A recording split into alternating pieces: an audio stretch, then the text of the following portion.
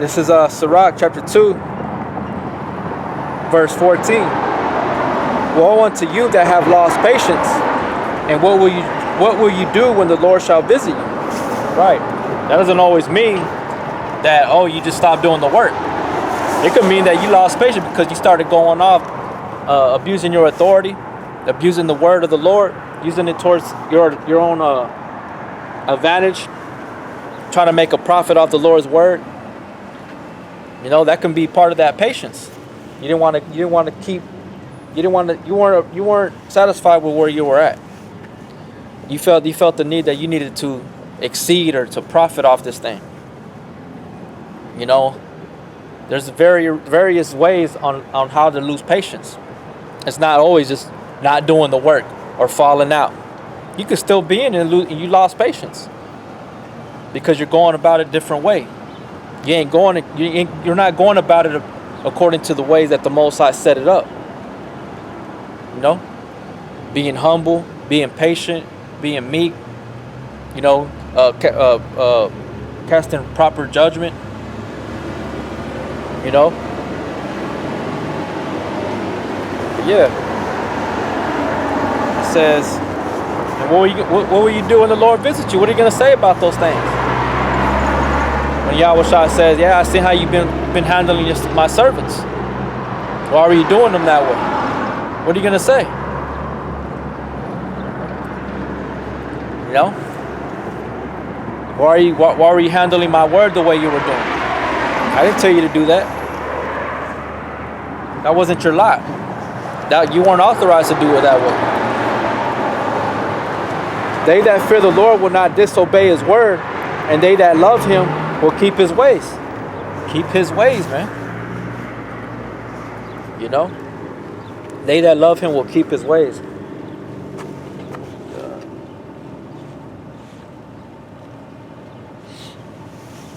All right. They that fear the Lord will seek that which is well pleasing unto him, and they that love him will be filled with the law. Right. So you're gonna seek that is well pleasing unto him. What is that? Being faithful, being a good servant, man. A wise servant, not being an evil servant. You know. Man, my eyelash keeps getting in my eye. It's annoying as hell.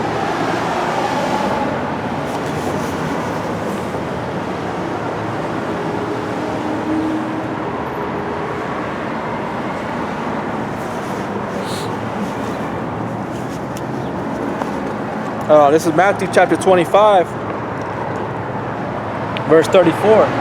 Then shall the king say unto them that on his right hand, come ye blessed of the Father, inherit the kingdom prepared for you from the foundation of the world.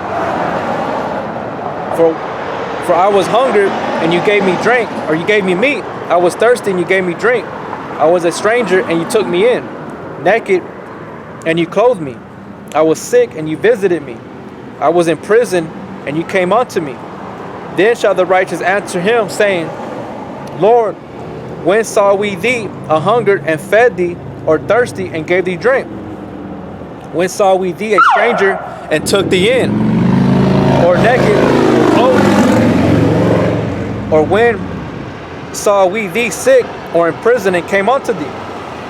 And the king shall answer and say unto them, Verily I say unto you, inasmuch as you have done it unto one of the least of these my brethren, you have done it unto me. Can't forget about that, man. That's a very heavy scripture. Very, very heavy scripture, man. There's a lot that comes with fulfilling the spectrum of being a man of the Lord. It's not always just, oh, well, I'm a prophet. The prophet's gonna fall into all these same things too. Having the fruits of the Spirit, has discretion, knows how to manage, knows how to lead. You know, not abusing his authority. And I always believe that a leader or a boss, a leader or a boss, a manager, he has his shit in order. He ain't asking anybody for things that he lack. The only thing he requires is that they do their job. So I don't believe that if you're a leader and you're asking your congregation for things that, you know, certain necessities that you shouldn't be asking, I don't think you should be a leader, because that's not an example. You're not being an example. You should have your shit together. You know? You should have your shit together. Anybody could say, oh, well, it's a test. It's a test. Nah, when's the test? How long is the test? A year, 2 years? A year, 2 years, you should already have your shit together. Now, you're supposed to be an example to the least of the flock, showing them and then catering to them, feeding them, building them up. You know what I'm saying? That's what I believe, and that's what I know. Those are going to be my examples, my role models that I'm going to look up to, because they have their shit together. I'm not going to look up to somebody that's a leader and that don't have their shit together.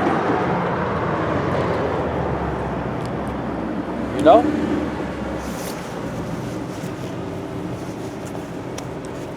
So it's very important that you have to be careful the way you deal with the least of the brethren, the little ones. You know what I'm saying? And if you're a head or a leader of the camp, you have to have your shit together and rule in righteousness and rule in proper judgment. You gotta remember, we're still in the flesh, man.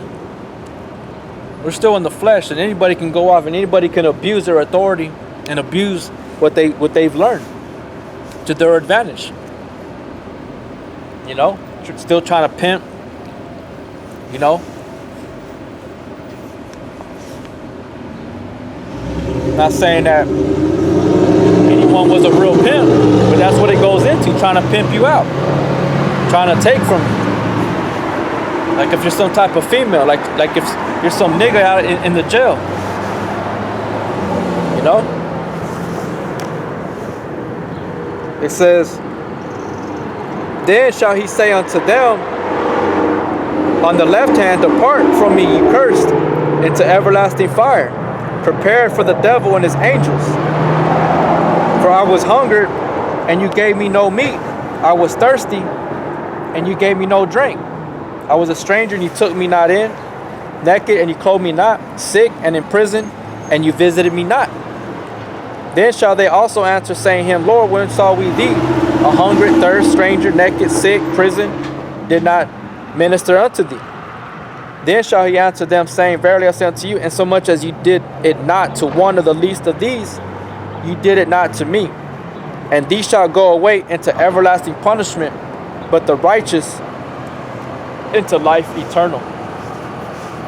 That's right, man. That's scary.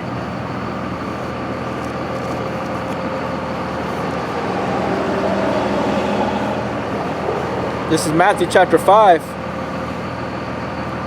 verse 2. And he opened his mouth and taught them, saying, blessed are the poor in spirit, for theirs is the kingdom of heaven.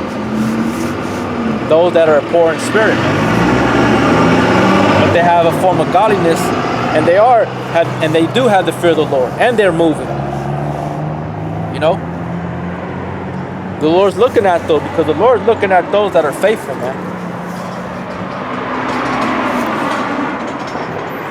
Not because if you speak loud, or because you have a lot of things to say, or you know a lot, or you know, you got the nicest garment, you got the nicest videos. The Lord don't care about none of that. The Lord cares about the saving of the souls, delivering the elect. And I understand, you know, brothers, you know, in other camps, they use those things to try to fish and draw in the elect or whatever. But there's no glitter or glam when it comes to this. The thing that's going to get them is the word. That's what got me, was the word. I didn't see the words come alive the way I did when I first heard it.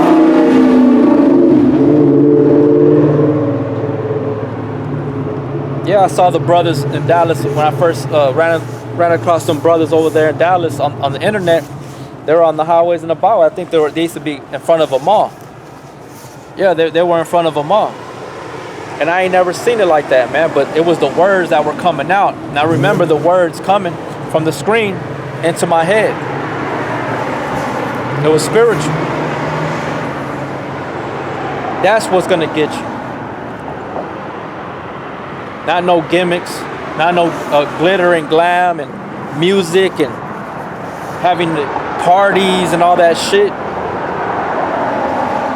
And if that's what someone falls for, they're not gonna last too long, because we already know a party don't last forever. You know, it gets boring. You know, they'll get bored. You know, shit like that. It says, blessed are the poor in spirit, for theirs is the kingdom of heaven. Blessed are they that mourn, for they shall be comforted. Blessed are the meek, for they shall inherit the earth. Blessed are they which do hunger and thirst after righteousness, for they shall be filled. Yeah, and you always want to remain and maintain that hunger, that desire, that will. You know, and only the Lord can give you that hunger, that desire, that will, that thirst. You know, only through Him. Through meaning to rest upon. He has to rest upon you. Has to put the Spirit on you in order to even experience those cravings, those desires. That's what the word desire goes back to will. To having a will. To having a craving for it. A desire.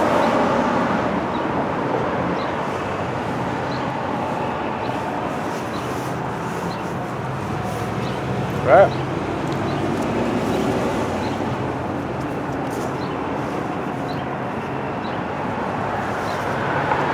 This is the prologue of Yahweh Shai and the son of Sirach.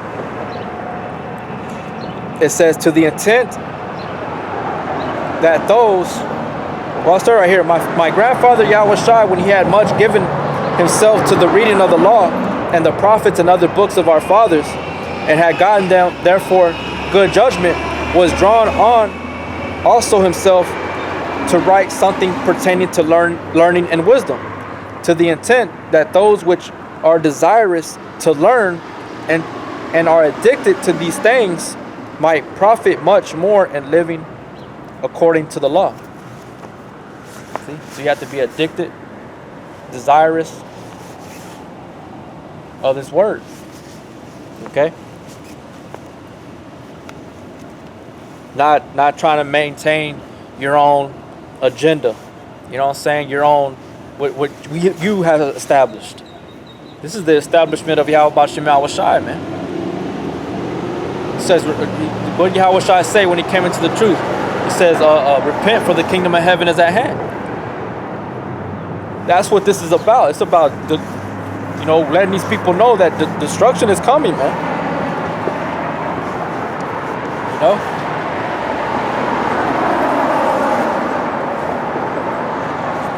And serving one another. You know? We just got to be careful on how we deal, man. How we deal with one another. How how we move in this truth, period. It's a constant examination. It's a constant evaluating. Even when you're by yourself, you have to do it that much more. You know? If you're with a lot of brothers, you still have to be evaluating and examining yourself. You shouldn't be having another man do all that for you. You know? You guys, like, we just saw the example of over there, those guys with Sakar with the Passover thing. They weren't examining themselves, man. They weren't being circumspect, vigilant. They weren't being cautious. They were being willful. You know? Quick on their feet to running into mischief. Not caring about what other people saw, how they would perceive it. You have to have that kind of mentality on you, man. It can't always just be like, oh, I don't give a fuck. I'm gonna do whatever I want. There's scriptures that are there's scriptures here in the Bible that go into that, man. That people are watching. Whether you believe that it's right or wrong, you still got to think about that, man. Some guys, they don't care, man. They're just in it to feed their own belly. Right?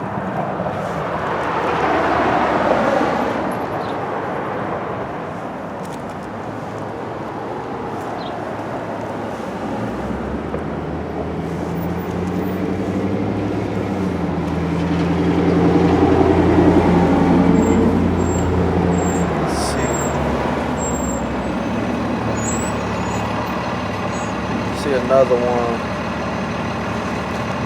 I think it's in Philippians too. Yeah, Philippians chapter 3, verse 17 says, "Brethren, be followers together of me, and mark them which walk so as you have us for an example." So you have to follow those that are an example. You know, you have to mark those that are followers of Yahweh B'Shem Yahushai, not being hypocritical, not doing their own thing. You know. For many walk, of whom I have told you often, and now tell you, even weeping, that they are the enemies of the cross of Yahushua Mashiach.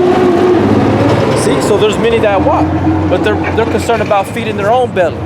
They're feeding their own selves, meaning that they're being selfish. They have their own agenda. They ain't worried about the flock. They ain't concerned about the flock. It may seem like and appear that way because they have brothers with them. They have brothers congregating around that man or those men that are of a higher rank. It doesn't mean that he really gives a shit about you. That makes him feel good. You have to be very careful and watchful on how men move in this thing, man. Leadership. You know, somebody that's over you. Not everybody that's over you gives a shit about you, man. And a lot of this Bible doesn't even pertain to those that are out of this world. It's speaking to a lot of people that are in the knowing. But we just use it against the wicked, against the 2/3, stuff like that. It does speak against those too. But a lot of the gospel goes into those that are in the know. It says, whose end is destruction, whose God is their belly, and whose glory is in their shame, who mind earthly things. Yeah. They mind earthly things, being at strip clubs, the bars, clubs, you know, bringing it together with the works of the Lord, or, you know, congregating there when you're trying to be spiritual. You can't be spiritual in darkness, man. Not in those kind of environments. Not in those kind of situations. It don't make sense. It don't make sense at all, man. All that's gonna do is just spring up questions, accusations. You know, is this man right? You know what I'm saying? You can do any fucking thing. You can say any goddamn thing nowadays, and people look at you sideways. Wait, what is that? He's talking about leadership. He's talking about heads over me, or heads in general. They'll look at me sideways. They'll think that I'm wicked. That shit, the Lord spoke about all that stuff, man. Don't even fucking bug and trip on that. It's like the Lord knows that there were spies. There were spies. Judas was. But he chose them. What is that telling you? What does that tell you? That it's there. That it's going to be in the midst of the body. You know? You can say anything, talk about, whatever, man. People are going to look at you sideways. People outside of the truth, people inside the truth. Or they'll say, oh, who is he to say anything? He ain't nobody. How do you know that? What makes you think that a little brother's not better than you? You know what I'm saying? Because of a title? There can be a brother that's of a low degree, is wiser than you. That's going off the milk. But he's growing slowly, but he got that fundamental, man. He's going back to the fundamentals. You cannot break the foundation. You cannot break the foundation. Not the foundation of Yahushua. No one can break that. You can't get rid of the fundamentals, man. Of the foundations. You know what I'm saying? That's in anything. That's in anything, man. You go back to that, nah. And that's what the Lord's looking at. The Lord's looking at those that have that establishment, that are established, rooted and grounded in Yahweh Shai, man.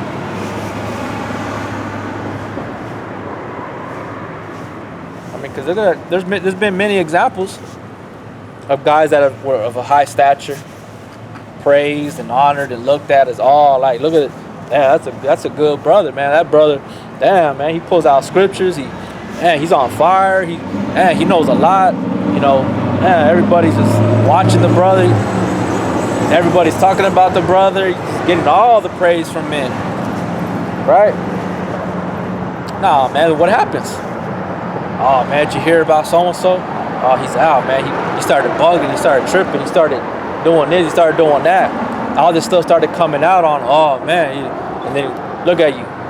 Now you feel a certain way. You know? The people that you don't expect are the ones that the Lord's looking at. Point blank, period. You know? Look at Eleazar. Everybody thinks that he's some great man. I knew straight off the fucking rip, this dude wasn't right. I'm going all the way back to Seattle. I've dealt with that spirit that's in him here in my city. And the motherfucker that has that same kind of spirit attitude, he's fucking wicked as fuck. Still to this very day. Yeah, he'll be like, he'll talk about the Lord. I occasionally run into him when I go to Midland. He lives out there. But he's all about money. He's all about getting, you know, trying to get rich. Always trying to hustle. But when I run into him, you know, he occasionally talk about the Lord. And he tells me that he's thankful that he has a friend that knows the Bible, that is of the Bible, talking about me. Saying that every friend should have somebody like you. You know? Or every friend should have a man like me. You know? But, hey, man, what's it going to take for you to change? But the point is that I know that spirit that's on Eleazar. I'm not saying that he might change. I don't know. Only the Lord knows. But I know I've been around that spirit. And I knew from that time, going back to Seattle, this motherfucker wasn't right. And he wasn't going to get right. And through all the years, it's been one thing after another, one thing after another. A brother in the truth can do a few things and you kick him out. Not accepted. You know? Or, you know, just, you don't want him around no more. But when it comes to this man, oh man, he might be a man of the Lord. You know, he da this, that, and the third. Nah, man, the motherfucker's wicked. He keeps doing shit, going off. The Bible talks about that kind of stuff. You know? Going back to Matthew 5:7, blessed are the merciful, for they shall obtain mercy. But even mercy will dwindle away. Can't always be merciful, man. It'll dwindle away. That's why when I read in the book of Psalms, he's going to be merciful to he's going to show mercy to those that are merciful. But he's going to be froward to those that are froward. Eventually, he's going to get to a point where you ain't going to receive mercy no more, man.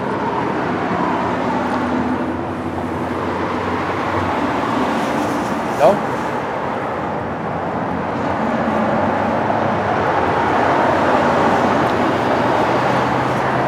And it's whatever the Lord has set up. Whatever he has set up for him to be that way towards one. That's not for us to even know. At the end, it's going to be him who's going to select. It's going to be him that's going to be separating the goats and the sheep, like it says in Matthew chapter 25. All we can do is apply these things and rehearse them and work at them to perfection. To make sure that, we did our best. You know? It says, blessed are the pure in heart, for they shall see the Most High. Blessed are the peacemakers, for they shall be called the children of the Most High. Yeah. You got to be a peacemaker. You got to be experienced. You got to be experienced on how to deal with certain brothers, certain personalities. You know? Some personalities, you know, just might not, you just know that they're just not right, man. The Lord has to do His work to where He completely transforms a man's heart,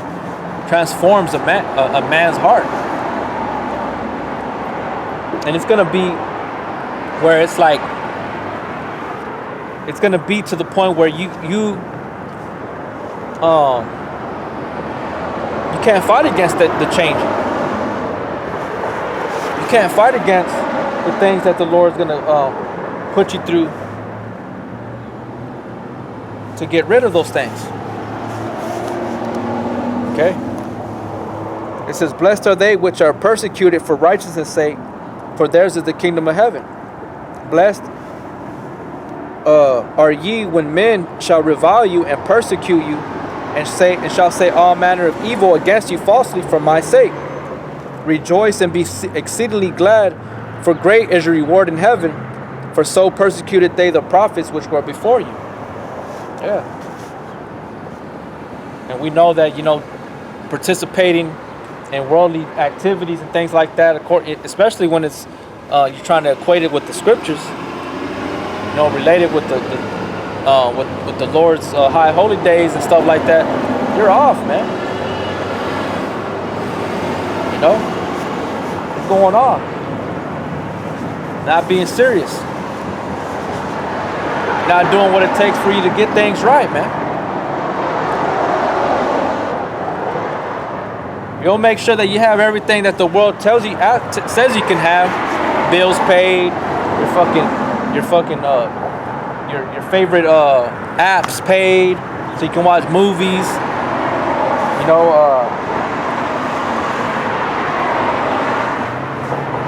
you know what I'm saying? Shit like that. But when it comes to the Lord, you ain't got nothing. You ain't got nothing ready. You're not prepared. You weren't being, you know, wise or vigilant about the situation or the occasion. You know. I mean, there's many examples, man. There's a lot of people out there that they know what I'm talking about. I've even fell under stuff like that, falling short, not having the shit that I need. But you have to get on board, man. You know, you have to get on board. You have to do what you got to do. You know.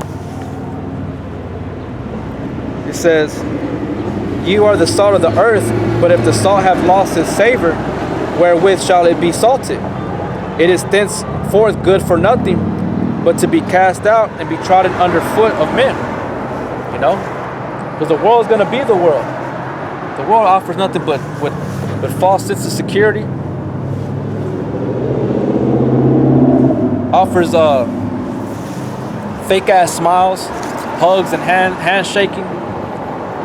Behind it, all that stuff is a wicked man. You know, one wrong thing you do, you're done. He gets rid of you. So us brothers, we have to be that much more humble. Sincere, man.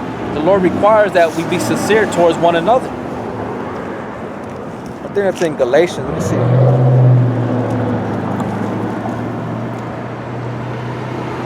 This is Galatians chapter 5, verse 13. For brethren, you have been called unto liberty. Only use not liberty for an occasion to flesh, but by love serve one another. Yeah. You gotta remember, man, that's what the world pushes out. The flesh, that carnality, the lies, the deception, the false sense of security. Nothing's ever shared with men outside of the truth. Us brothers, we have to be that hope towards one another. We have to show them that we care, the sincerity, the understanding, the listening, the condescending to low men, to the low estate of men. And when rebuke is needed, you should know when rebuke is needed. You should know when to keep things separate from the word, from the high holy days. Like the Lord said, give Caesar unto Caesar, but give unto the Most High what the Most High. It says, for all the law is fulfilled in one word, even in this: thou shalt love thy neighbor as thyself. You should love thy brother as thyself. Man, however you want to be treated, do it. Do it unto your brother. This is Matthew chapter 7, verse 12. Wherefore all things whatsoever you would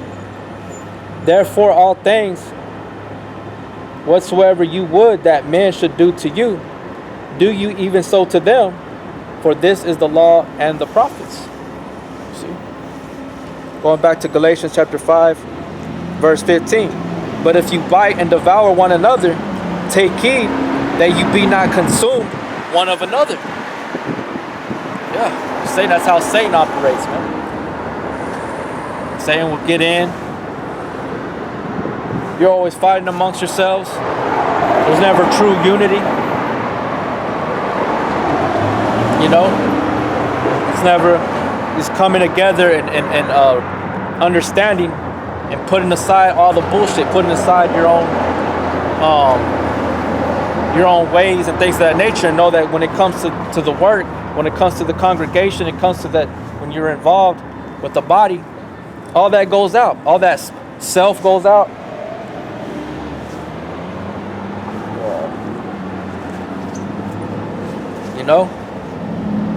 And it's all about the brother that's next to you, not you. That's what's gonna end strife. That's what ends strife. That's what ends being involved in the world. You got to get rid of the self. You got to get rid of that old man. The scriptures go into all that, man. That way you fulfill the lust of the flesh, putting away darkness. As I said again, but if you bite and devour one another, take heed that you be not consumed one of another. This I say then, walk in the spirit, and you shall not fulfill the lust of the flesh. Yeah. But all that comes with prayer, man. Praying for one another, because the Lord is going to deliver you from those things. Those things are very important, man. You may have a woman, kids and shit like that, a job, and of course you have a boss, you have other co-workers, you going catching hell, all that shit. You want to serve the Lord, but then you get with brothers in the camp, and it's almost like the same shit, arguing, fighting,